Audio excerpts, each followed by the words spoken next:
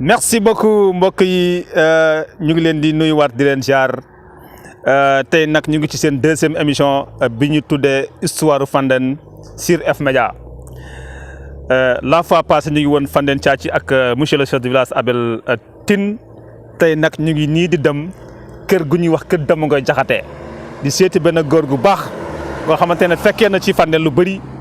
ñuy koy woowee góor gi Amadou Kala Jaxate gars yi topp la ñuy dem seeti waa kër Dama Ngoy Jaxate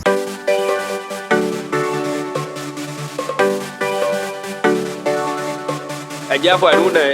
ma naka waat bi kooku Go MC waa gis nga de man la Go MC Paul bu coofe roofe doore beurre sucré salé gommé passé pimenté consommable sans danger waaye yow mais man lu ma jaaxal mooy yow la ngay faral waa Fandène waaw comme tiral de Fandène non man foofu la juddoo fa yëre fa màggee foofu mooy sama saayet par foofu la xam quoi mais dara xoolal taxawal ok sunu Fandène bi yëngatu na sunu Fandène bi yëngatu na ñun dañu am fulla dañu am fayda dañu respecté sunu Fandène fi àdduna potu naa la yow dangay naan dog sa morom naan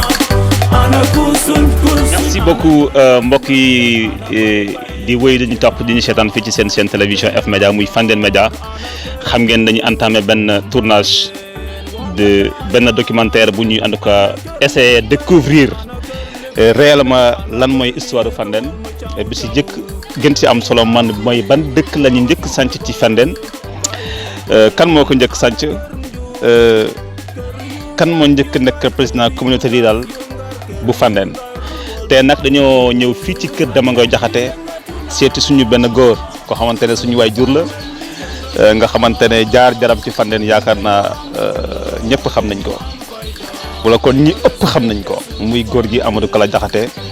nga xamante ne actuellement nii ñuy waxee woon mooy chef de village su kër Dama Ngoy Jaxate góor gi Amadou Kala gannaaw bi ñu la nuyoo sant la gërëm la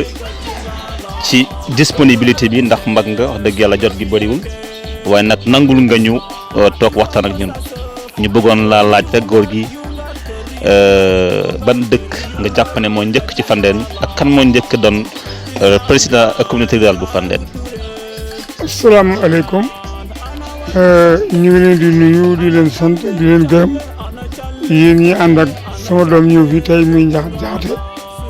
di laaj ci histoire njëlbeenu communauté rurale bu Fandène nun li nga xam ci communauté rurale bi taxul mu bëri loolu waaye suñu cosaanu communauté rurale booba la sous-préfet yi ñëw di sanc chef d'arrondissement yi ñu arrêté seen liggéey kenn mënatu la yor communauté rurale ndax arrondissement la tuddoon chef d'arrondissement yi ñoo amoon ginnaaw bi nag ñu il faut nga jàng ba nekk sous-préfet ñu door laa jox commune loolu ci la ñu ko tàmbalee ki jëkk a sanc communauté rurale Fandène mooy ku ñuy wax Malick Ndiaye mu dëkk Kër Mor Ndiaye Kër Mor Ndiaye suñu diggante moom 1 kilomètre 500 la ci yoonu Xombal te xam ngeen ni André Mbargu Tine ak El Hadj Modou Mbaye bu Ndiobène ak Modou Amin Ndiaye bu Sam ak ñu bari ci biir arrondissement bi daal Thomas André Mbargu moo topp ci Malick Ndiaye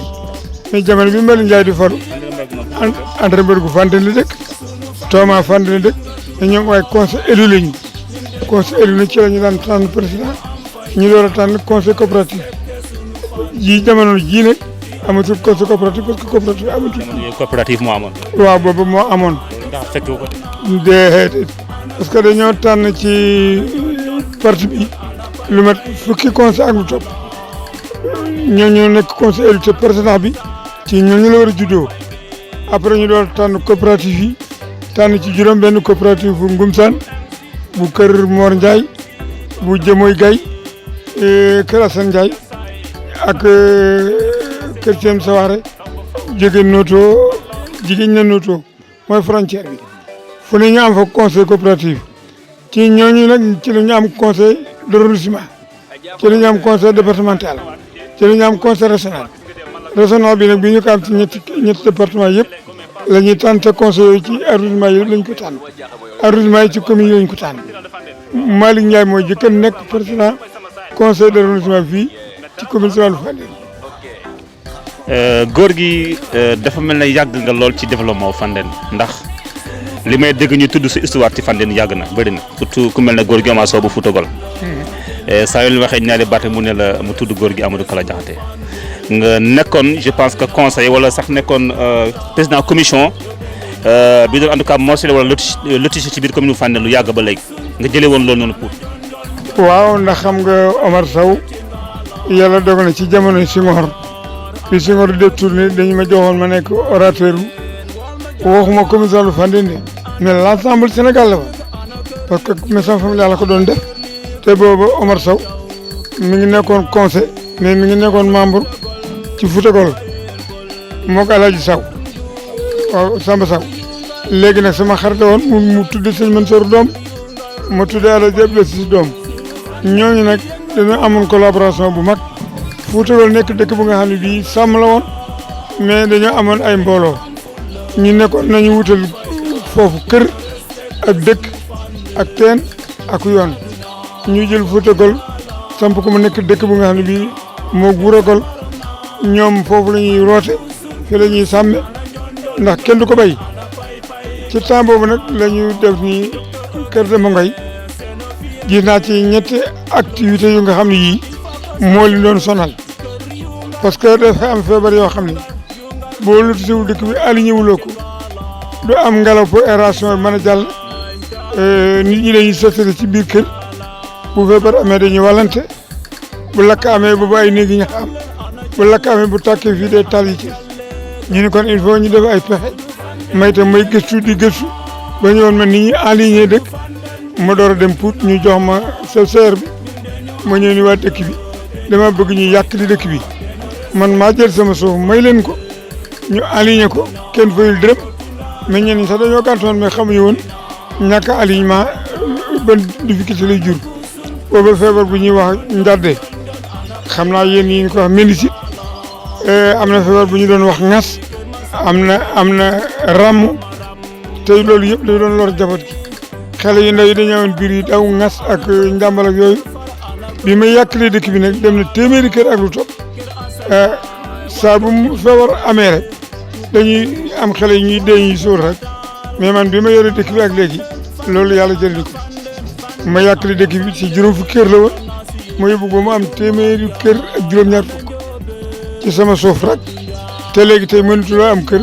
tant que ñàkkuloo téeméeri junni ba 500 000 loolu nag xam ngeen ni fi ma jaar yëpp ci Sénégal ba gis ñàkkuloo ci ma dëkk li muy loree ñoom gisuñu ko xamuñu ko moo tax bi ma ko santaane yéex na pour ñu nangu mais bi ñu ko defee ba pare nag ba ñu toog ba yaatu la nga xam ni dugal jur ci dëkk bi yomb na xale yi mbedd yi yomb na kër yi yomb na ma door a xëcc ndox dem ak SD ak ONC yu nga xam ne xamante nañu bitim réew ñu may ma adduction d'eau ci la ñuy defaree dëkk bi yëpp ay branchements sociaux ñu def alignement village bi door a mel indi courant ci jamono yi Saliou Mbaye mu jàppale ma ci ba ñu am ay courant ak ndox ak yoon loolu nag dëkk bu ñu aligné wul kenn mënu ko am ngeen baal ñaax. merci beaucoup góor gi wax dëgg yàlla li fi wax leer na je pense que mag nga ne nag mag du yàlla waaye daa yàgg ak yàlla góor gi ban anecdote wala kon ban histoire bu la gën a marqué boo xamante ne mën nga ñu ko nettali rek ci lu gàtt ci biir Fandène. waaw xam nga Fandène bu ñu aligné yoon yi wut courant wut ndox ay doomi ndey la ñuy doon mais boo fa wëree fii bàyyi ñii fii dañuy mer dañuy gàddaay moo tax nag loo xam ne lii man mun ma koon am que féete foofa dina ko jéem a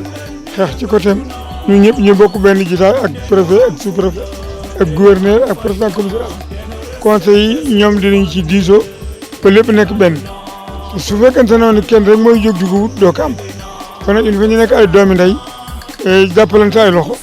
liggéey bu ñu gis Kër Demba Ngoy mu baax ñu mën koy jàllale ci yeneen dëkk yi nga xam ne danañ moom yi nga xam ne nag nekkoon na fii lu gën a métti bu dee oto amul fu mu jaar bu dee ndox amuloo foo ko gasal ay tuyau